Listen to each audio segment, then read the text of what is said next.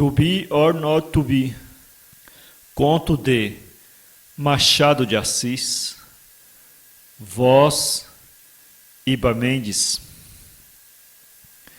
Capítulo 1. André Soares contava 27 anos.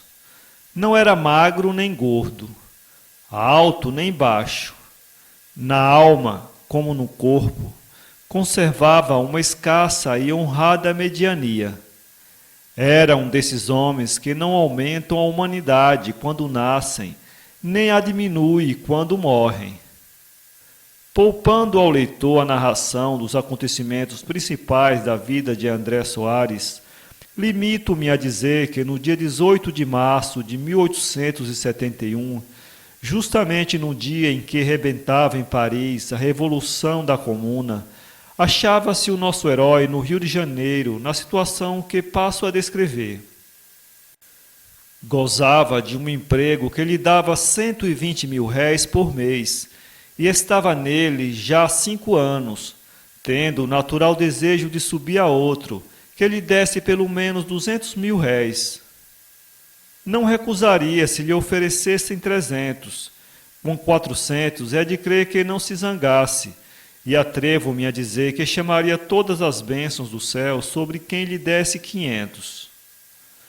A verdade, porém, é que apenas tinha 120, e que apesar de não ter família e morar numa hospedaria barata, clamava a André Soares contra o destino, ou pedia a todos os santos do céu que lhe aumentasse o ordenado. 2 meses antes do dia em que essa narração começa, metera André Soares alguns empenhos para obter um lugar que lhe dava justamente 200 mil réis, e de onde poderia subir mais facilmente a maiores alturas. André Soares tinha o cestro de acreditar que os seus sonhos eram realidades, bem como de ver catástrofes onde muita vez há apenas ligeiros infortúnios e às vezes nem isso. Apenas meter empenho para o emprego, entrou a fazer 1000 castelos no ar e a fantasiar coisas espantosas. Não lhe chegava de certo o dinheiro, os míseros 200 mil réis numa cidade em que tudo, diz o príncipe Alexis numa carta que acabo de ler, é mais caro do que nos Estados Unidos e na Havana. Mas a um sonhador como André Soares, nada é obstáculo. Ele sonhava com passeios de carro, teatros, bons charutos, luvas de pelica, além das despesas usuais, e para tanto não é de crer que dessem os 200 mil réis. Sonhava e bastava o sonho para o fazer feliz. Já daqui pode o leitor avaliar o pasmo e a dor de André Soares quando recebeu uma carta do personagem que lhe servira de empenho, carta de que basta citar este último trecho. Assim, pois, meu caro senhor André Soares, sinto não ter podido servi-lo como desejava e devia. Tenha paciência e mais tarde... Nem André Soares, nem nenhuma outra pessoa leu nunca o resto da carta, porque ao chegar à última palavra acima transcrita, o pretendente rasgou a epístola em 1000 pedaços, bateu com as mãos fechadas na testa, rasgou a camisa e atirou-se desesperado a uma cadeira. Não se sabe com certeza que tempo gastou André Soares na posição em que o deixei no período anterior.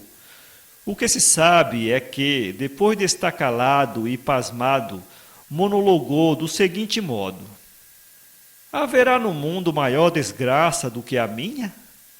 Há empregos graúdos para tanta gente, só não há para um mísero que tem lutado com a sorte durante longos anos? Posso eu viver mais sobre a terra? Há esperanças de me levantar desta abjeção? Não, não há, continuou ele. Estou decidido. Acabemos de uma vez com esta vida de tribulações. Não quero arrastar tamanha miséria até os 80 anos. E, dizendo isto, o nosso André Soares vestiu camisa nova, meteu-se num paletó, pôs o chapéu na cabeça e meditou no gênero de morte que devia escolher. Escolheu afogar-se. Tinha um cartão de barca na algibeira. Dirigiu-se para a ponte das barcas de Niterói. Mais de um olhou para ele. Ninguém podia ter ideia de que ali estava um homem em véspera de morrer. Aproximou-se a barca, entraram os passageiros, e com eles André Soares, que foi sentar-se primeiro num dos bancos interiores, à espera que a barca chegasse ao meio da baía. Então procuraria a popa ou a proa e atirar-se-ia ao mar. A barca seguiu o caminho. Os passageiros conhecidos conversavam. Os desconhecidos aborreciam-se. E neste número incluo André Soares, compreende-se, e uma moça que lhe ficava a 2 palmos de distância no mesmo banco. Não se podia ver se era bonita, porque trazia um espesso véu sobre o rosto. Mas o que se podia sentir era um olhar literalmente de fogo. Mais de um passageiro voltava de quando em quando o rosto para a moça de véu, que aliás olhava para o chão, para o mar, para o teto e nunca para ninguém. Trajava essa desconhecida um vestido de seda escura que lhe ficava muito elegante no corpo.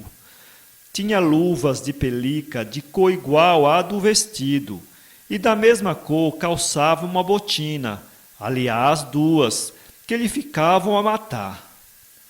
Esta última descoberta não a fez nenhum passageiro, mas André Soares, que, estando com os olhos pregados no chão a rememorar os seus infortúnios, deu com os olhos num dos pés da velada desconhecida.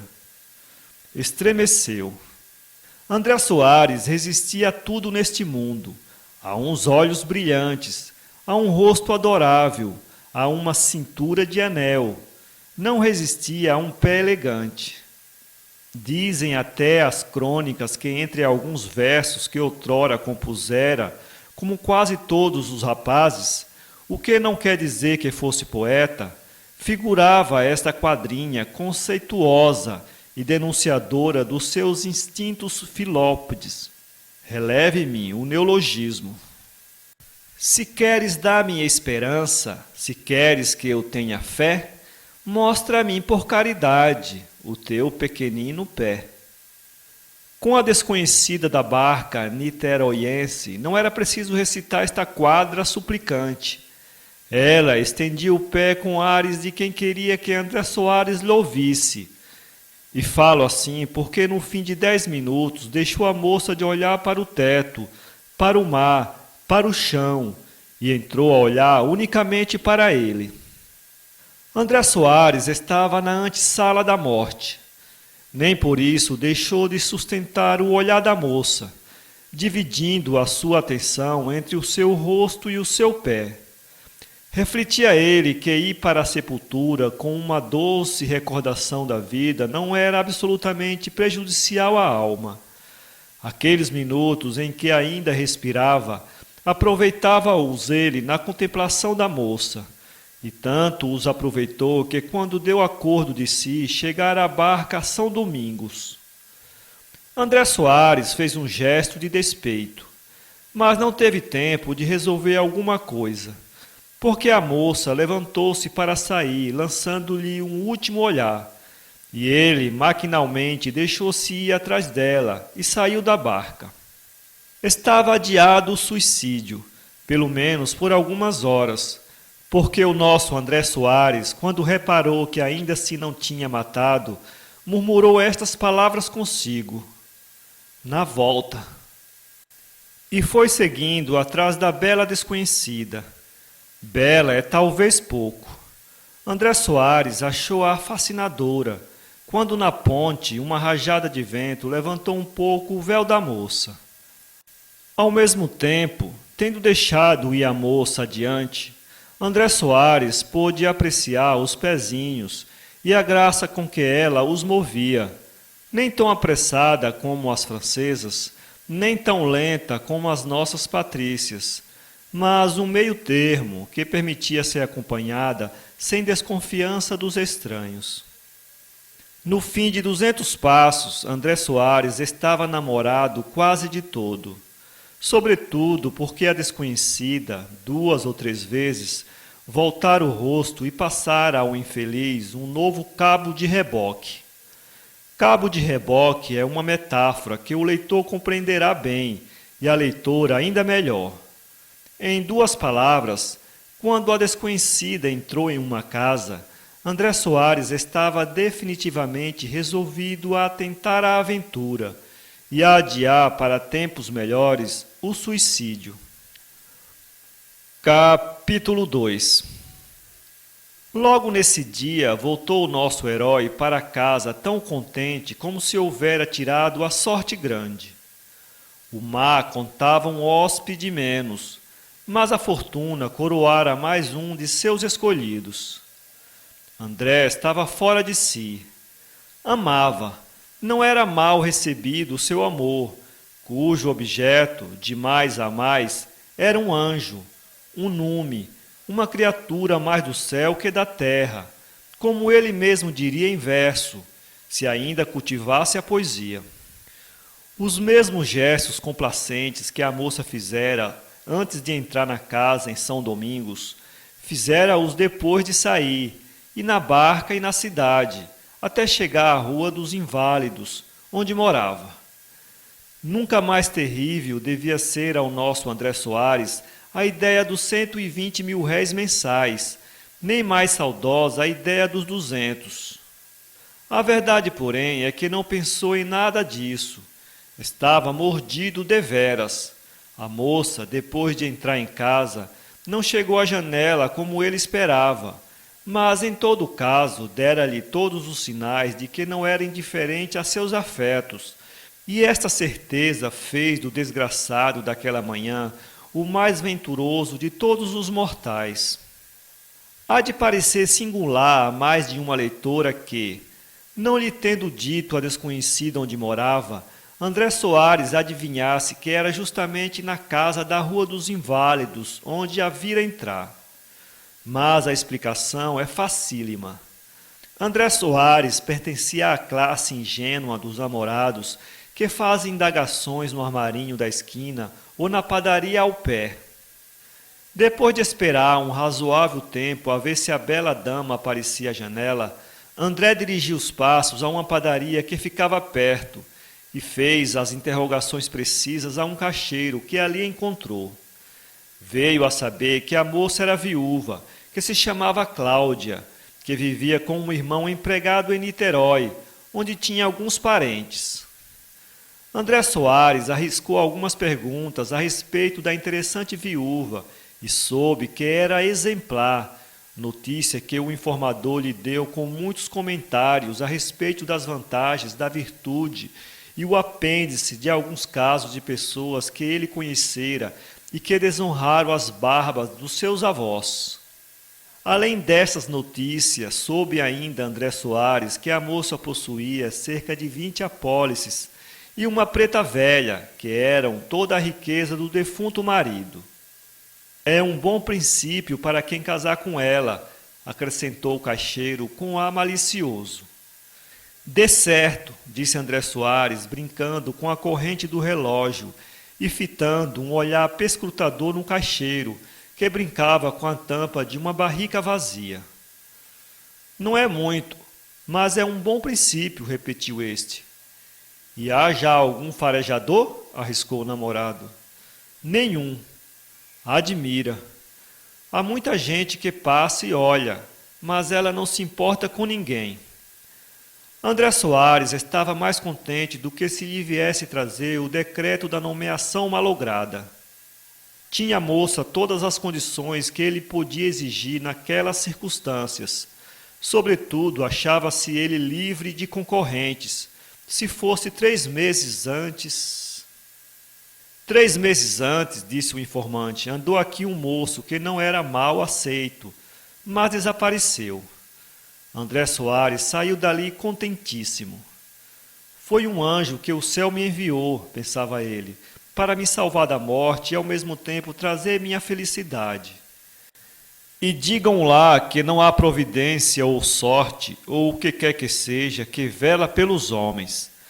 A pequena é uma formosura, e o pé é o mais gentil que até hoje tenho visto. Que pé! Não é um pé, é um milagre. E os olhos? E o andar? Fez o namorado assim um inventário das belezas da formosa Cláudia. Foi jantar alegremente e logo de tarde deu seu passeio pela Rua dos Inválidos, tão embebido em olhar para a janela onde estava a moça, que não reparou no caixeiro da padaria, que se arrimara à porta para assistir ao romance. Capítulo 3. Era claro que a viúva Cláudia gostava do rapaz. Trocou com ele um longo e expressivo olhar e dignou-se responder com um sorriso ao sorriso que André Soares lhe enviou. Quando ele de todo desapareceu, Cláudia entrou e foi tocar piano. Não escolheu um trecho alegre adequado à situação. Preferiu uma melodia triste que parecia dizer com a sua alma, ou ao menos que ela queria que se parecesse com ela. O certo é que, voltando daí a pouco André Soares e ouvindo-a tocar coisas tão melancólicas, sentiu acordar-lhe dentro d'alma um som poético da sua adolescência, e logo nesta noite expectorou uma elegia tão triste que não trazia um verso certo. A primeira carta não se fez demorar, e a resposta foi imediatamente às mãos do namorado. Não era carta apaixonada, a da moça, mas André Soares compreendeu que ela usara de certa reserva que lhe parecia necessária. Replicou o pretendente, treplicou a dama, e os autos de coração foram se avolumando progressivamente, até que André Soares entendeu que era conveniente frequentar a casa e aproveitou uma apresentação que lhe ofereceram. A primeira vez que se falaram os dois foi visível para o senhor Justino Magalhães, irmão de Cláudia, que eles se amavam. Justino Magalhães tinha um programa na vida, agradar os pretendentes da irmã, a fim de poder continuar a viver economicamente, isto é, a ter casa e mesa sem despender R$1. Fiel a estas ideias, tratou de captar a boa vontade de André Soares, que por sua parte se atirou de corpo e alma aos braços do futuro cunhado. Cláudia era ainda mais bela de perto que de longe. O namorado verificou logo essa diferença quando começou a frequentar a casa. A moça era, sobretudo, uma meiguice incomparável. André Soares ficava encantado quando falavam algum tempo a sós, e ela podia expandir-se com ele. Mas por que motivo me distinguiu logo naquele dia na barca? Perguntara André uma noite à moça. Ora, por quê? Porque o céu nos destina um para o outro. E se soubesse o quê? Não lhe digo. Receia? Nada, tenho vergonha. Naquele fatal dia... Fatal, repetiu a moça com um ar de doce ressentimento. Perdão, fatal por outro motivo, que eu só mais tarde lhe explicarei. Sim, há anjos que velam por nós. Ah, suspirou a moça. A conversa foi interrompida por Justino, que se aproximou para dizer que no dia seguinte havia um bonito espetáculo no Teatro São Luís. André Soares recebera justamente nesse dia o ordenado. Era a ocasião de fazer um convite. Tenho justamente camarote para amanhã, disse ele. Se quiser dar-me a honra de aceitar. Mas ia ela dizendo, com muito gosto, atalhou Justino. O camarote foi aceito. Mas a curiosidade da moça trabalhava. Que mistério seria esse de que lhe falara André Soares? Insistiu com ele dali algum tempo, e no dia seguinte, e alguns dias depois, até que o namorado francamente confessou que um motivo grave o levara a cometer um crime. Um crime? A minha própria morte. A moça ficou séria. Alguma paixão, disse ela com tristeza. Oh, não! Não compreendo. Que quer? Disse ele. Não só de pão vive o homem. Achava-me numa situação pecuniária desagradável e... Mas para que falarmos de coisas mesquinhas? André Soares calou-se e entrou a refletir.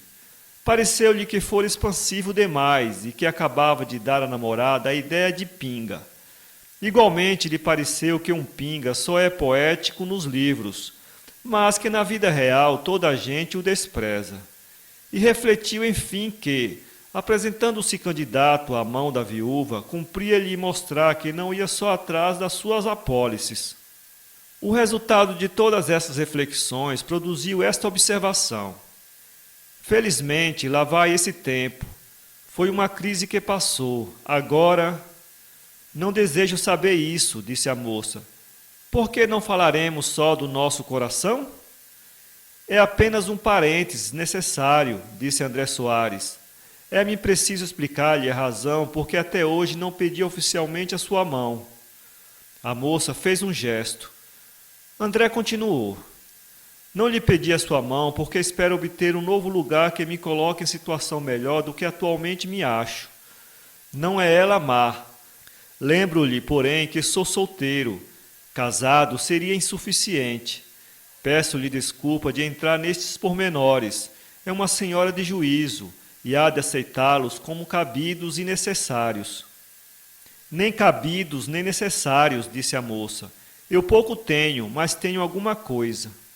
Perdão, ouça. Deseja observar, ouça. O seu pouco com o meu pouco farão o necessário para a nossa existência. Duas criaturas que se amam são naturalmente econômicas das coisas da vida. André Soares teve ímpeto de cair aos pés da moça e ir dali com ela para a igreja. Conteve-se do primeiro movimento. O segundo era impossível. O que me acaba de dizer é a expressão elevada e nobre de seu coração, disse ele. Eu, porém, não tenho o direito de falar a mesma linguagem. A sociedade exige mais de mim. Peço-lhe só alguns dias de espera. André Soares pedira efetivamente um novo emprego, e desta vez, se não havia mais probabilidade que da outra, havia mais esperanças no fácil espírito do pretendente. Justino soube, pela irmã, das razões dadas por André Soares e achou que eram de cavalheiro. É um rapaz muito simpático, disse Justino. É um homem como há poucos. Esta opinião de Justino não devia produzir impressão no ânimo de Cláudia, porque ele não tinha outra a respeito de todos os pretendentes da irmã. Todavia, entusiasmou-a. E a razão é clara. Cláudia gostava realmente do rapaz, e o seu coração não se lembrava ou não reparava na opinião uniforme de Justino a respeito de outras pessoas que a pretendessem, mas a quem ela nunca dera atenção.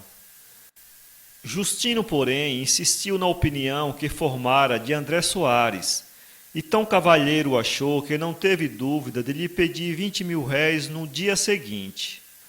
Não era a primeira vez que Justino recorria à bolsa de André Soares, e porque isso e outras necessidades que agora lhe acresciam, aumentava as despesas de André Soares, e a este sendo obrigado a recorrer à bolsa de outros, e a criar assim uma dívida externa assaz vasta. E tão triste é esta situação que eu não tenho ânimo de continuar o capítulo. Veremos no capítulo seguinte o que aconteceu ao nosso herói. Capítulo 4. São passados 5 meses depois da conversa em que André Soares expôs à sua amada qual era a situação de sua vida e quais os seus projetos. Os dias foram passando sem vir o emprego. André Soares passava já uma vida assaz triste e lastimosa. A moça, por sua parte, conquanto desejasse repetir-lhe o que uma vez lhe dissera, não se atrevia a fazê-lo, a fim de conservar a reserva que a sua posição lhe impunha. Redobrava, entretanto, de carinhos e afeto com o mísero namorado, o que, de algum modo, lhe suavizava as penas do coração. Que anjo, dizia ele todas as noites ao retirar-se para casa. Que anjo! Se o emprego não vinha, em compensação chegavam as dívidas, e o passivo de André Soares ia tomando um aspecto assustador. Ao mesmo tempo, o amor do pobre rapaz, se era possível, crescia mais. o que estava longe de ser um lenitivo naquela situação. A ideia de não poder casar com a bela viúva ou de casar nas condições em que ele se achava atormentava o espírito do pobre moço. Imagine-se o que sofria o coração do pobre rapaz e calcule-se em que circunstâncias e com que cara ouviu ele um dia, ao passar pela padaria de que falei no 2º capítulo, as seguintes palavras do caixeiro a um vizinho. Este é uma das 2 amarras da viuvinha. André ficou sem pinga de sangue. Naturalmente ia voltar o rosto, mas a tempo deteve o movimento e continuou a andar até entrar na casa da viúva Cláudia. Parou, entretanto, no corredor antes de subir as escadas e refletiu. Que será aquilo? Iludi-me-á esta mulher? Serei eu a fábula da rua? Terei eu um rival mais venturoso? Estas e outras interrogações fê-las o nosso herói com um desespero na alma e no rosto. Sentiu depois uma dor aguda no peito e teve uma vertigem. O desgraçado padecia deveras, amara deveras. Enfim subiu. Cláudia recebeu-o com o modo do costume, o qual modo havia já 20 dias que não era o mesmo modo anterior. O mísero namorado, entretanto, não dera por isso até então. Naquele dia, porém, como já tinha pulga atrás da orelha, notou uma grande diferença. Irritou-se com ela, disse algumas palavras secas à moça e saiu. Calcula-se facilmente qual seria a noite do pobre rapaz.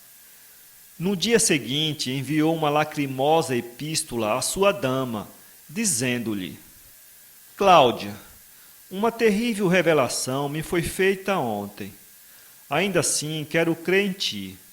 Preciso, porém, que me jures se realmente me amas, ou se eu já não mereço da tua parte o afeto com que me honraste outrora.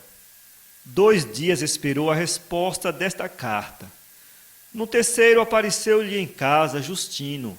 Vinha alegre, trocara algumas palavras banais e, enfim...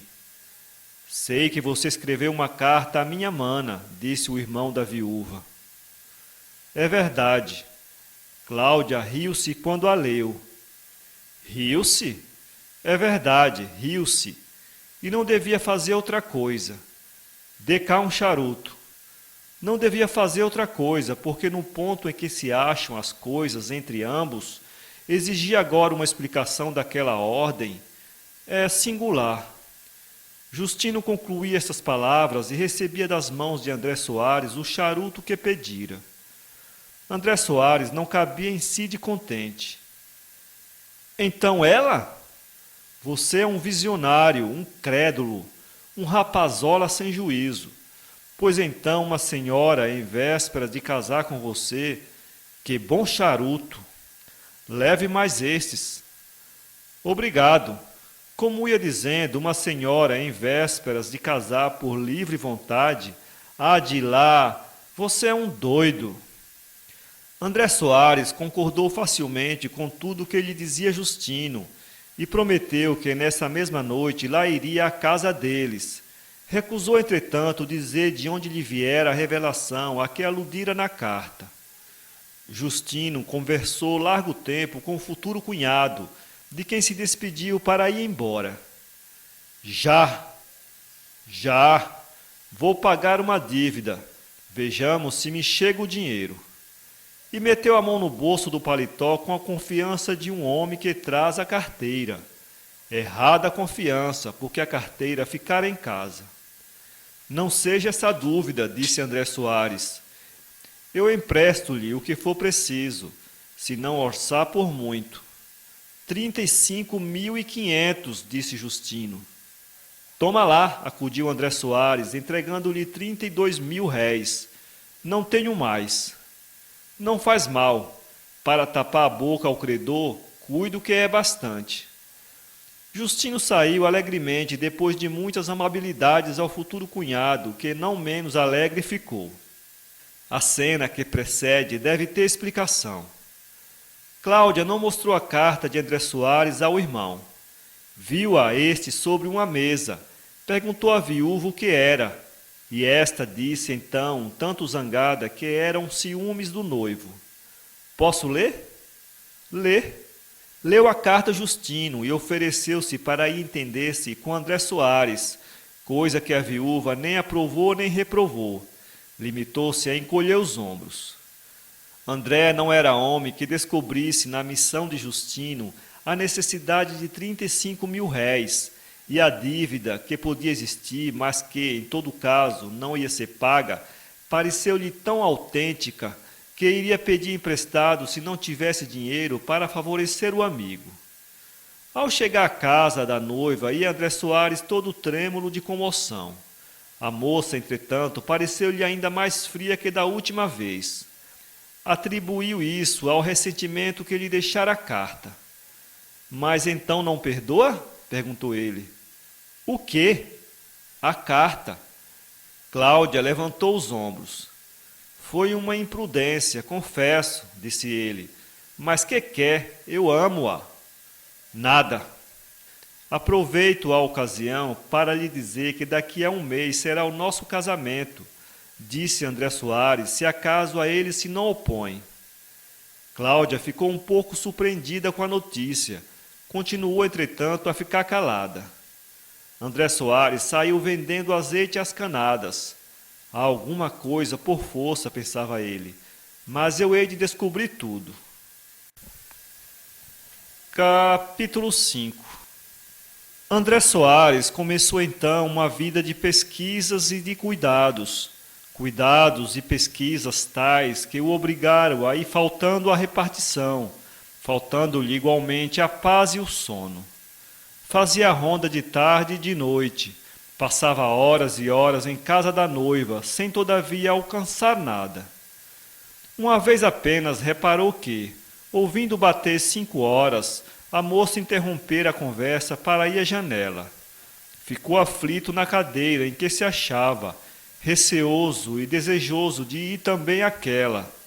Afinal foi, mas não viu nada, porque a moça saiu logo. Nesta atribulada vida andava André Soares, quando, num domingo, entrando em casa de Cláudia, deu com os olhos num sujeito de sua mesma idade, alto, bonito, vestido regularmente e muito respeitoso para com a interessante viúva. Justino apresentou os dois estranhos um ao outro, donde veio André Soares a saber que o outro chamava-se Horácio. Eu creio que a leitora é perspicaz e que já está a desconfiar de que este Horácio é o mesmo moço que o caixeiro da padaria dissera a André Soares ter andado há algum tempo a namorar a viúva e não ser mal aceito dela. Não soube logo o André Soares, mas a simples presença de um estranho, as maneiras com que tratava a moça e a benevolência e gosto com que esta o ouvia e lhe respondia, tudo isso era a razão para que o pobre namorado recebesse logo um imenso golpe. As torturas por que passou nessa tarde foram indescritíveis. No dia seguinte ainda foi pior. 8 dias depois tinha André Soares toda a certeza de que a bela passara com armas e bagagens ao campo inimigo. Algumas coisas fortes lhe disse, a que ela respondeu com um silêncio. Foi para casa e escreveu uma longa, indignada, lacrimejada e fulminante carta, a que a moça não respondeu. Seu desespero já não tinha limites. Por que fatal acaso encontrei eu aquela mulher? Perguntava ele a passear sozinho na sua sala. Parecia então que nada pior me podia acontecer. Erro. Havia pior, essa víbora que zombou de mim. E logo. Mas eu hei de tirar vingança. Não se dirá que fui ludibriado por ambos, ou antes por todos 3, porque o Justino também contribuiu para iludir-me. Vem ainda alguma vez pedir-me alguma coisa. Aqui claudicava a perspicácia do namorado. Justino nada mais lhe pedira desde o dia dos 32 mil réis. Era então a carteira de Horácio que se incumbira de corrigir as lacunas que às vezes havia na sua. Justino, o mais que fazia era pedir uma ou outra vez algum charuto ao André Soares. Nada mais. André Soares entendeu que lhe cumpria pedir satisfações a Horácio. Refletiu depois e preferiu ocultar o que entre ele e ela havia. Não dispensou, porém, brigar com o rival. Para isto bastava um pretexto. Mas que pretexto seria? Ora, a Deus, pensou ele consigo. A ocasião me dará o pretexto. Logo no dia seguinte, entrando numa casa de charutos, encontrou Horácio, a quem ligeiramente cumprimentou. Horácio pareceu não fazer caso dele. André Soares foi às nuvens. Depois de um silêncio, vai hoje à Rua dos Inválidos? Sim, senhor, respondeu secamente Horácio. Há muito tempo já conhece aquela família? Horácio olhou para ele sem dignar-se responder. Não me ouviu, creio eu. Estou a recordar-me do tempo, disse Horácio depois de alguns instantes. Creio que conheço aquela família desde o tempo em que a casa não era frequentada por tolos. André Soares ficou vermelho como um lacre. Todavia era preciso responder. Então não há muito tempo, disse ele. Creio que entraram juntos lá os tolos e o Senhor. Horácio foi sacudido com esta resposta. As palavras trocadas em voz alta chamaram a atenção do dono da casa. A tragédia estava iminente. Horácio tinha dois caminhos. O primeiro era ir-se embora. O segundo era ir-lhe às orelhas. Preferiu o segundo. Encaminhou-se para André Soares, alçou delicadamente as mãos às orelhas dele, agarrou-lhe-as, sacudiu-lhe a cabeça e, antes que o infeliz tivesse tempo de se defender, saiu pela porta fora. André Soares ainda saiu à rua, mas fosse medo, vergonha ou qualquer outra causa, não se atreveu a ir brigar com ele em público. Limitou-se a tomar os nomes do dono da casa e do caixeiro para o caso de dar queixa contra o agressor e saiu dali para casa. Em caminho, porém, teve ideia de ir à casa da viúva. É claro que eles se amam, pensou ele, mas eu preciso, antes de abater as armas, mostrar o que sou e o que valho. Hei de dizer a essa pérfida aquilo que ela não pensa ouvir. Estava André Soares em plena regateirice. Nem eu o dou por frequentador de salões aristocráticos. Demais, o amor faz perder o juízo. André Soares caminhou direito à casa da viuvinha. Bateu palmas. Nada. Repetiu as palmas. A mesma coisa. Que será? Estará fora? Pensou ele. Enfim vieram ver quem era. André Soares disse que desejava falar à dona da casa. Está incomodada, mas diga-lhe que sou eu. Não recebe ninguém. André Soares saiu dali ainda mais furioso. 1000 ideias negras lhe transtornavam o espírito. Só via diante de si mortes, sangue, cadafalso. Ao chegar à casa, achou 2 cartas. Uma era de Cláudia. Dizia assim: nunca chegamos a nenhum acordo acerca de casamento, mas, sabendo que nutre ideias a esse respeito, declaro-lhe que desista delas. Despedido, exclamava o mísero André Soares, despedido como um lacaio, insultado por ele e por ela, ó minha sina, ó minha triste sina. Assim falando, o infeliz namorado torcia-se todo, puxava os cabelos, rangia os dentes e chorava de dor, de desespero e de ódio. No meio dessa crise, lembrou-lhe o criado que ainda havia outra carta.